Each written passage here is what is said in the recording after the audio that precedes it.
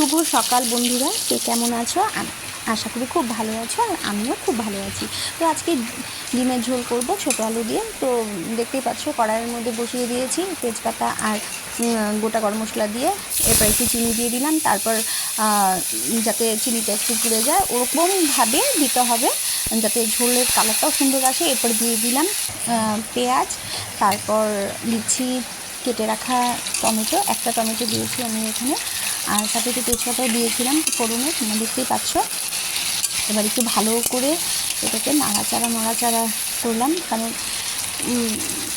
যদি ভালো করে না করি তাহলে একটা আস্তে গন্ধ থাকবে। তারপর লবণ দিয়ে দিলাম, লবণ দেওয়ার পরে একটু ভালো করে ভাজা হচ্ছে। আর দেখতেই পাচ্ছ তোমরা যে এখানে প্রচুর বৃষ্টি হয়ে যাচ্ছে, মানে দুদিন থেকে অনবরত বৃষ্টি। তারপর এখানে যে আমি আগেই বলেছি যে ছোটো আলু দিয়ে, তো ছোটো আলু সিদ্ধ করে রাখছিলাম, তো ভালো করে জল দিয়ে ধুয়ে যখন দেখলাম যে ওগুলো ভাজা হয়ে গেছে পেঁয়াজ টমেটো, তখন এই ছোটো আলুগুলোকে আমি দিয়ে দিলাম। এরপর আমি ডিমের ঝোলের মধ্যে না ধনেটা ইউজ করি, তাহলে ফ্লেভারটা একটু ভালো আসে। জিরা দিই না, তো ধনে দিয়ে দিলাম। এখানে আদা, কয়েক কোয়া রসুন আর 5টা লঙ্কা, তো এগুলো দিয়ে সব কিছু পেস্ট করব। আবার এখানে আমি তোমার পেঁয়াজও দিয়ে দিলাম। তো ভালো করে সব কিছু নিয়ে তো মিক্সিতে এবার আমি পেস্ট করে ফেললাম।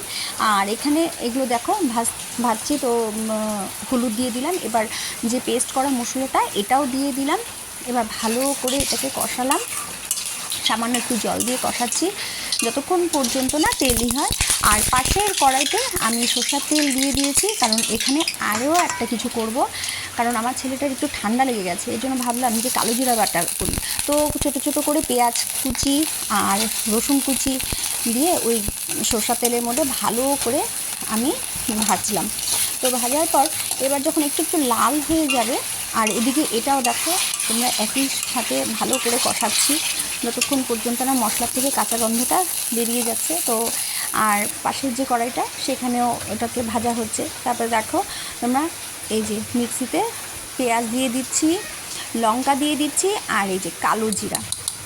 তো সর্দি বা গা ব্যথা মাথা ব্যথা হলে এইরকমভাবে কালো জিরা বাটা দিয়ে ভাত খেলে তো খুব ভালো হয়। মাথা ব্যথা গা হাতটা ব্যথা হলে সেটাও কমে যায়, আর জ্বরের পরে যদি কারো রুচি না থাকে তাহলে সেই বাটাটা খেলে সেটাও চলে আসে। এদিকে এই কড়াইয়ে আমি ঝোল দিয়ে দিলাম, আর এখানে এই পেঁয়াজ দিয়ে এরকম করে ভাজা হচ্ছে। এই যে দেখো তোমরা কালো জিরা বাটাটাও হয়ে গেছে। এবার এই কালো জিরা বাটা একসাথে এখানে দিয়ে দিলাম। ভালো করে এই বাটাটাকে ভালো করে এবার আমি কষাবো, যাতে মানে গন্ধটা না থাকে, কালো জিরার যে একটা গন্ধ সেটা যাতে না থাকে। এবার এখানে লবণ দিয়ে দিলাম, হলুদ দিয়ে দিলাম, তবে মনে রাখতে হবে হলুদটা যেন বেশি না হয়, সামান্য পরিমাণ হয়, না হলে আবার হলুদের একটা তেতো ভাবটা চলে আসে যেহেতু কালো জিরা। আর এটাকে কিন্তু বেশি ভাজা যাবে না। আর দেখো তুমি ডিমের ঝোলের মধ্যে ধনেপাতা দিয়ে দিচ্ছি, কারণ ধনেপাতা আমি বাজার থেকে কিনে এনেছিলাম, মানে ছোট্ট একটু আঁটি, ওটাই 20 টাকা নিয়ে নিয়েছিল। তো ধনেপাতা মানে দিতেও ভয় লাগে, কারণ যা দাম, তো কিছু করার নেই, খেতে চাইলে কি দিতেই হবে। তো ধনেপাতা দিয়ে দিলাম ঝোলের উপর। দেখো তোমরা ঝোলটাকে ভালো করে ফুটাচ্ছি, তো বেশি ঝোল দিইনি। এবার যখন নাকি ফুটছে, এই যে ভেজে রাখা ডিমগুলো এক এক করে আমি এটার উপরে দিয়ে দিলাম। তো বেশি নাড়াচাড়া করা যাবে না, নাহলে ডিমগুলো ভেঙে যেতে পারে।